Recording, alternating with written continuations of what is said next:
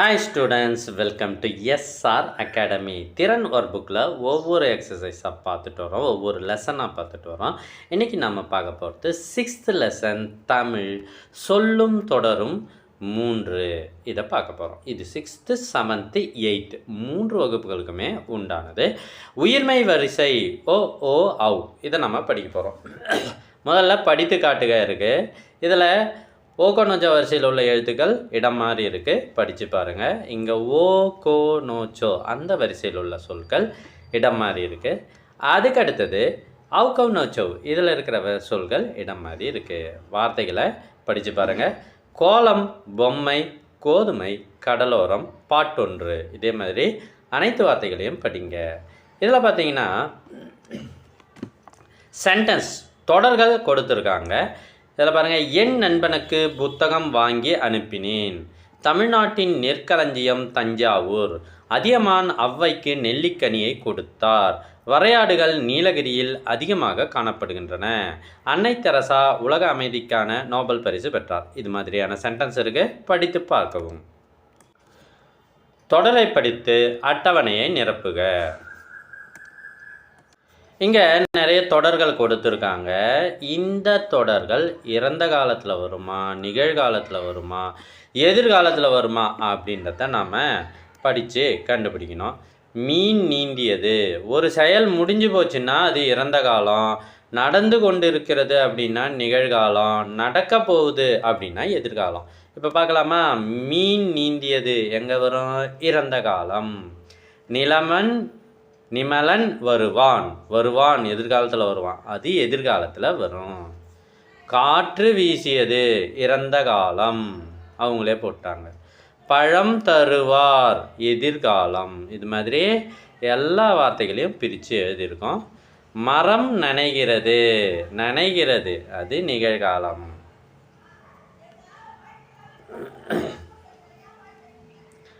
So எல்லாத்தையும் படித்து பாருங்கள். இது மாதிரி நாங்கள் டேபிள் போட்டாச்சு.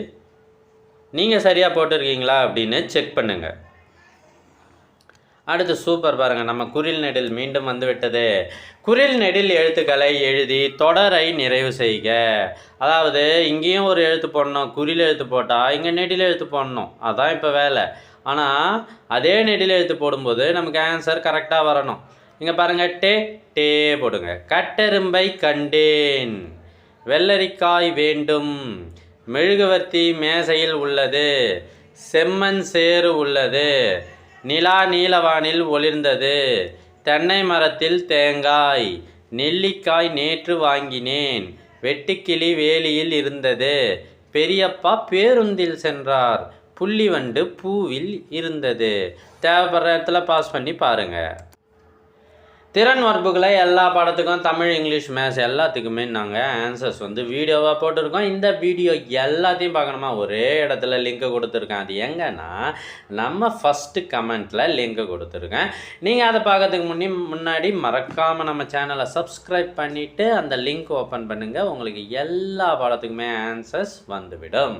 அடுத்த பயிற்சி பாருங்கள், படிக்க பழகுதல். என்ன சார் படிக்கிறது அப்படின்னா, படிப்பேன், இணைத்து படிப்பேன்.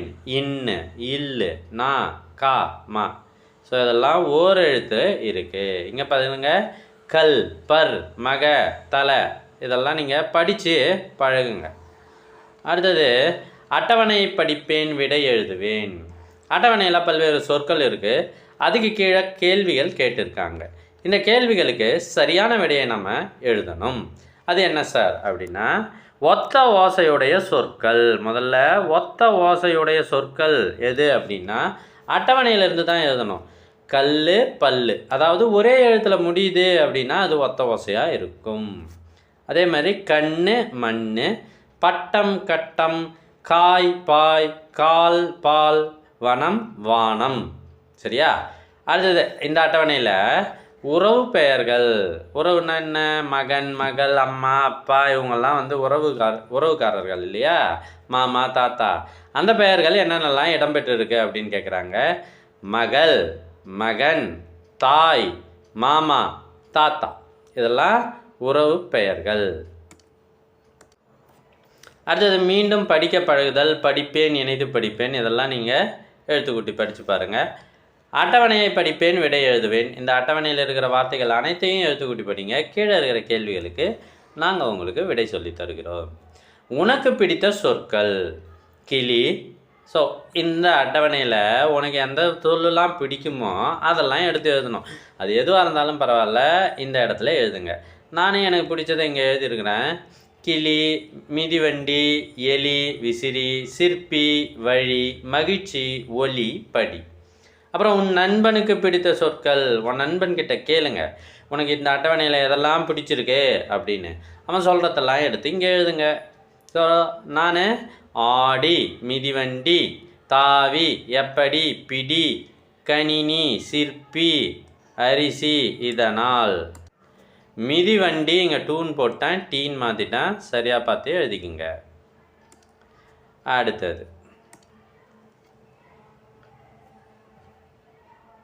மீண்டும் படிக்க பழகுதல் வந்துடுச்சு. ஸோ இதில் இருக்கிற எழுத்துக்கள்லாம் வார்த்தைகள் அனைத்தையும் எழுத்துக்கூட்டி படிங்க. அது உங்களுக்கு ரொம்பவே யூஸ்ஃபுல்லாக இருக்கும். படிச்சிங்கன்னா தான் நம்ம எழுத்துக்கூட்டி படிக்க தெரியலன்றது தான் தமிழில் மிக முக்கிய குறை மக்கள்கிட்ட சொல்கிறது. ஸோ நீங்கள் அதை நல்லா படிங்க. அடுத்து அட்டவணையை படிப்பேன், விடை எழுதுவேன். அட்டவணையில் இருக்கிற சொற்கள் எல்லாம் படிங்க. அதுக்கப்புறம் கீழே கேட்குற கேள்வி என்னென்னா, வீட்டில் பயன்படுபவை. வீட்டில் எதெல்லாம் இருக்கும், இதுக்கான விடையை நீங்கள் இந்த அட்டவணையிலிருந்து தான் எழுதணும். உங்களுக்கு தெரிஞ்சதெல்லாம் எழுதக்கூடாது. பூட்டு, பஞ்சு, துண்டு, நூற்கண்டு, கரும்பு, நூல், குடம், குளிரூட்டி, கதவு, முறம், உளுந்து. அடுத்து கூ எழுத்து உள்ள சொற்கள். இந்த அட்டவணையில் இந்த கூ என்ற எழுத்து எங்கெல்லாம் வருதோ அந்த வார்த்தையெல்லாம் எடுத்து எழுதணும். இங்கே எடுத்து எழுதிட்டேன் பாருங்க. குன்று, மிளகு, குடுகுடு, குரங்கு, குடம், குளிரூட்டி, தூக்கணாங்குருவி. ஸோ இதெல்லாம் கூ என்ற எழுத்து வருகிறது. உண்மையிலே 6வது பாடம் ரொம்ப ரொம்ப பெரிய பாடமாக இருக்குது பாருங்களேன். திரும்பவும் படிக்க பழகுதல், படிப்பேன், இணைத்து படிப்பேன். மேகம், மேகம், தென்றல், தென்றல், அந்த மாதிரி படிக்கணும். இது வார்த்தைகள் ஃபுல்லுத்தையும் படித்து பாருங்கள். அட்டவணையை படிப்பேன், விடை எழுதுவேன். அட்டவணையில் உள்ள அனைத்து சொற்களையும் படித்து பாருங்கள். அதுக்கப்புறம் விடை கேள்வி என்ன கேட்குறாங்க, இதில் உயிர் உள்ளவைகளெல்லாம் எடுத்து எழுதுங்க அப்படின்னு கேட்குறாங்க. செடி, சேவல், கெளுத்தி, செங்குளவி, நெல், தேன்சிட்டு, தேல், கட்டெரும்பு, தேக்கு, செம்பருத்தி, இதெல்லாம் உயிருள்ளவை. உணவுப் பொருட்கள் வெங்காயம், கெளுத்தி, பெருங்காயம், சேப்பங்கிழங்கு, நெல்லிக்காய், வெள்ளரிக்காய், பேரிச்சம்பழம், தேங்காய், கேழ்வரகு, பேரிக்காய். ஸோ இதெல்லாம் உணவுப் பொருட்கள். இந்த பாடம் முடியறதா இல்லை, இருந்தாலும் நாங்கள் விடுறதா இல்லை. திரும்பவும் பாருங்கள். படிக்க பழகுதல், படிப்பேன், இணைத்து படிப்பேன். குதிரை, குதிரை, வலசை, வலசை, இது போன்ற வார்த்தைகள் கடைசி வார்த்தையாக முருங்கை, முருங்கை வரைக்கும் இருக்குது. படித்து பாருங்கள். அப்புறம் அட்டவணையை படிப்பேன், விடை எழுதுவேன். பாருங்கள், அட்டவணையில் இத்தனை வார்த்தைகள் கொடுத்துருக்காங்க. பின்னாடி என்ன வேலை கேள்வி கேட்குறாங்களோ அதுக்கு நம்ம விடை எழுதுவோம். அதானே பாருங்கள். உயிரற்றவை, உயிரற்றவை மேடை, உயிரற்றது. வீணை, வடை, மல்லிகை, குகை, நகை, வைரம், கூடை, பலகை, பாதை, மேசை, மெத்தை, உயிரற்றவை. அடுத்த கேள்வி என்ன கேட்குறாங்க பாருங்கள். தாவரங்களிலிருந்து கிடைப்பவை. செடி கொடிகள்லேருந்து என்னெல்லாம் கிடைக்கும்? விதை, வாழைத்தார், வீணை. நாங்கள் சார் வீணை கிடைக்குமா? ஆமாப்பா, வீணை மரத்தில் தானே செய்கிறாங்க, மரத்தால் செய்கிறாங்க, அதனால் அது தாவரங்களிலிருந்து கிடைப்பவையில் சேர்த்துக்கிறோம்.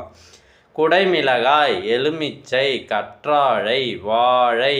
வாழை ஒரு மரம், அதுலேருந்து கிடைக்குதா அப்படின்னா அது வாழைத்தண்டையும் குறிக்கும், வாழைப்பழத்தையும் குறிக்கும், அதனால் அதை நம்ம சேர்த்துக்கிறோம். வெற்றிலை, மேசை, மரத்தால் மேசைகள் செய்யப்படுகிறது. இலை, முருங்கை, மாலை. சார் மாலை எப்படி சார்? ஆமாம், பூ வச்சு தானே மாலை கட்டுறாங்க, அதுவும் தாவரம்தான். இதுக்கெல்லாம் ஒரு எண்டே இல்லையான்ற மாதிரி அடுத்தது திரும்பவும் பாருங்கள். படிக்க பழகுதல், படிப்பேன், இணைத்து படிப்பேன், பொருள், மோதிரம், கோட்டை அப்படின்னு வார்த்தைகள் இருக்குது. ஆனால் நம்ம படித்து காட்டுவோம்.